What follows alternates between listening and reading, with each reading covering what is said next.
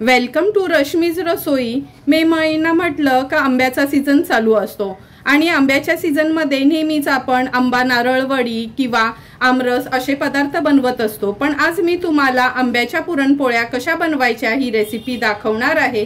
त्यासाठी हा व्हिडिओ तुम्ही शेवटपर्यंत बघा आणि माझ्या चॅनलला लाईक, शेअर आणि सबस्क्राइब करा। आंब्याची पुरणपोळी बनवण्यासाठी आपण 1 वाटी रवा घेतला आहे, 1 वाटी आंब्याचा पल्प करून घेतला आहे, 1 वाटी साखर आणि 1 वाटी गव्हाचं पीठ। नंतर ह्या पल्प मध्ये किंवा रवा शिजवण्याकरता पाऊण वाटी दूध, अर्धा वाटी पाणी आणि जवळपास 2 चमचे एवढं आपण तूप वापरणार आहोत। तर चला मग सर्वात आधी आपण सारण बनवून घेऊया। सारण बनवण्यासाठी गॅसवर आपण हा पॅन ठेवला आहे। चमचाभर ह्याच्यात आपण तूप काढून घेऊया।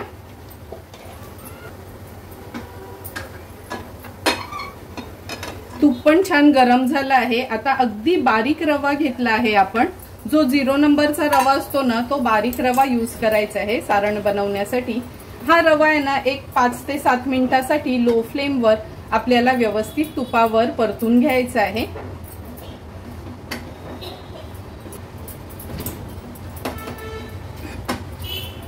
एका बाजूला हा रवा भाजत ठेवला आहे आपण आणि दुसऱ्या बाजूला हे बघा, जे आपण दूध घेतले ना ते आणि पाणी मिक्स करून गरम करत ठेवायचं आहे। तुम्ही बघू शकता एक 5 ते 6 मिनिटासाठी रवा पण आपण छान लो फ्लेमवर भाजून घेतला आहे। जास्त ना त्याचा कलर बदलायचा नाही, अगदी लो फ्लेमवरच त्याला भाजून घ्यायचं आहे तुपावर। आता हे दूध आणि पाणी जे आपण एकत्र गरम केलेलं ते थोडं थोडं करून ऍड करूया रव्यामध्ये।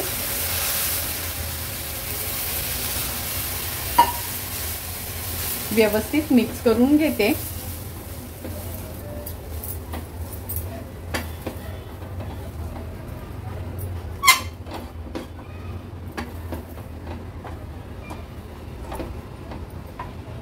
हे बघा मिक्स करून झालं आहे। आता आपण ह्याच्यामध्ये ना हा आंब्याचा पल्प आहे ना तो ऍड करूया। हा मी हापूस आंबाच वापरला आहे, तुम्ही कोणताही आंबा तुमच्याकडे अवेलेबल असेल तो वापरला तरी चालेल। आता हा आंब्याचा पल्प रव्यासोबत छान एकजीव करून घ्यायचा आहे आपल्याला।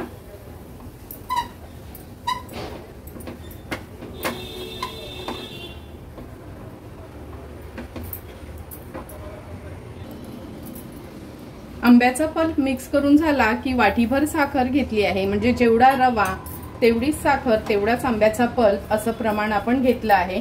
फक्त दूध आणि पाण्याचं म्हणजे 1/4 कप असं ते घेतलं आहे। व्यवस्थित मिक्स करून घेते।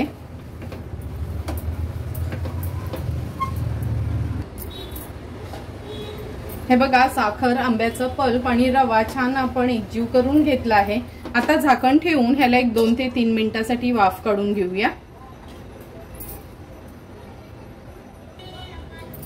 3 ते 4 मिनिटं झालेत। आपण हा रवा थोडासा शिजत ठेवला होता, आता मिक्स करून घेऊया। हे बघा, अगदी पातळ नाही किंवा खूप सारा घट्ट पण नाही, व्यवस्थित एकदम आपला हा रवा शिजला गेलाय।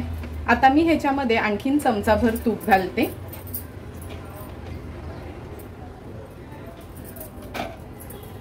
पुन्हा रवा थोडासा परतून घेऊया तूप ऍड केल्यानंतर। 1 ते 2 मिनिटासाठी तरी तूप ऍड केल्यावर हा रवा व्यवस्थित आपल्याला परतून घ्यायचा आहे।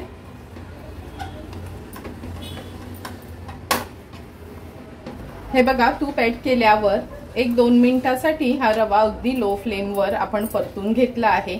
रवा आपला परफेक्टली झालाय की नाही ते चेक करायचं असेल तर हे बघा, हा चमचा आहे ना असा ह्याला उभा ठेवायचा। जर हा चमचा असाच उभा राहिला म्हणजे समजायचं अगदी पुरणपोळी सारखंच की आपलं सारण तयार झालं आहे। आता गॅसची फ्लेम स्विच ऑफ करूया आणि हे आंब्या रव्याचं सारण आहे ते एका प्लेटमध्ये मी काढून घेते, म्हणजे थोडं गार देखील होईल आणि कणिक मळून घेणार आहोत।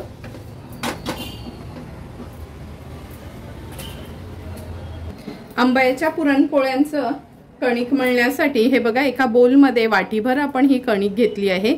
हे लोकवन गहू आहेत ना, नॉर्मली चपात्या बनवायला आपण वापरतो त्याचेच पीठ आहे। चवीप्रमाणे मीठ ऍड करूया। नंतर अगदी चमचाभरच आपण तेलाचं मोहन घेणार आहोत ह्याच्यामध्ये।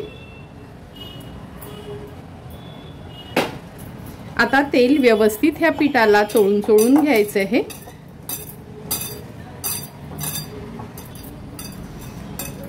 हे बघा अशी मुठ्ठी होते असं हे पीठ आपण व्यवस्थित तेलामध्ये मिक्स करून घेतलं आहे। आता ह्याच्यात थोडं थोडं करून पाणी ऍड करणार आहोत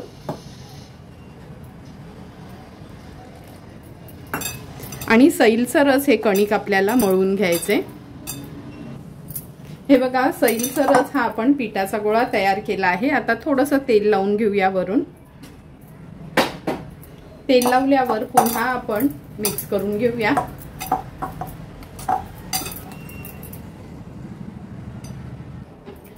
तेलाने व्यवस्थित असं पिठाला ग्रीस करून घेतलं आहे आणि छान मळून पण घेतलंय। आता हे पीठ तासाभरासाठी तरी आपण झाकून ठेवायचंय। 1 तासानंतर आपण ह्या आंब्याच्या पोळ्या करायला सुरुवात करणार आहोत। 1 तास झालं हे पीठ आपण भिजवून ठेवलं होतं। थोडंसं मळून घेऊया। हे बघा आणखीन मऊ झालं आहे। असं न लुसलुशीतच पीठ हवं पोळ्या करायसाठी। हे बघा आपल्याला हव्यात तशा लहान मोठ्या पोळ्या आकाराच्या करायच्या असतील तसं आपण हा पिठाचा गोळा घ्यायचा आहे। असे मी हे गोळे बनवून ठेवते। हे बघा रव्याचा पण आपण छान असा लाडू बनवून घेऊया म्हणजे आपल्याला स्टफ करता येईल पिठामध्ये। हे बघा एक हा पिठाचा गोळा घेऊया। मी ना लाटायसाठी तांदळाचं पीठ घेतलंय। तुम्हाला हवं असेल तर तुम्ही कणिकच वापरू शकता म्हणजे आपल्या गव्हाचं पीठ। अशी ही पारी बनवून घ्यायची आहे जशी आपण पुरणपोळीला बनवतो तशीच। हा आपला रवा आंब्याचा जे सारण आहे ते व्यवस्थित ह्याच्यात भरून घेऊया।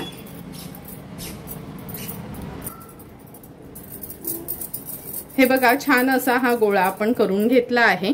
आता लाटायला घेणार आहोत। सारण भरलेला गोळा हा आता आपण लाटून घेणार आहोत। लाटण्याकरता मी तांदळाची पिठी घेतली आहे। तुम्ही गव्हाचंच पीठ वापरू शकता। छान अशी पातळ ही पोळी आपण लाटून घेऊया जसं आपण पुरणपोळ्या लाटतो तशा। गरज लागली तर थोडंसं पीठ ह्याच्यावर आपण स्प्रिंकल करणार आहोत।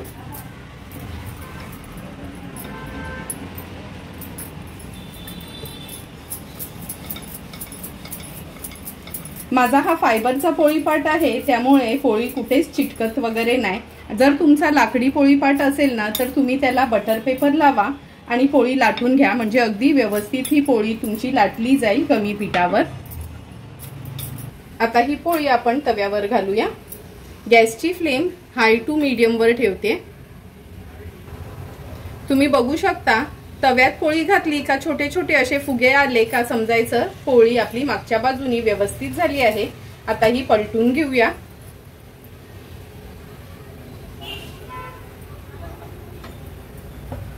सुंदर अशी आपली आंब्याची पोळी टम्म फुगली गेली आहे। आता ह्याच्यावर थोडंसं तूप सोडते आणि ह्या पोळ्यात ना जास्त आपण पलटवायच्या वगैरे नाहीत। आपली ही पोळी तयार झाली आहे। तयार झालेली पोळी आपण काढून घेऊया। अशा पद्धतीनेच एक एक करून सर्व आपल्या ह्या आंब्याच्या पुरणपोळ्या तयार झाल्या आहेत। ही पण पोळी मी काढून घेते आणि तयार झालेल्या ह्या आंब्याच्या पोळ्या आपण सर्विंग प्लेट मध्ये सर्व करणार आहोत। सुंदर अशा तयार झालेल्या ह्या आंब्याच्या पुरणपोळ्या आपण ह्या सर्विंग प्लेट मध्ये सर्व करून घेतोय।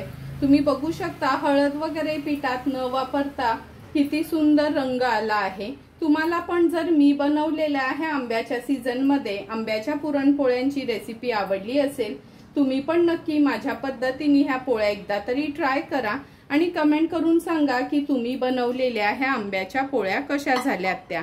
जर तुम्हाला मी बनवलेल्या ह्या आंब्याच्या पोळ्यांची रेसिपी आवडली असेल तर नक्की माझ्या चॅनलला तुम्ही लाईक, शेअर अँड सबस्क्राइब करा। Thank you for watching my video.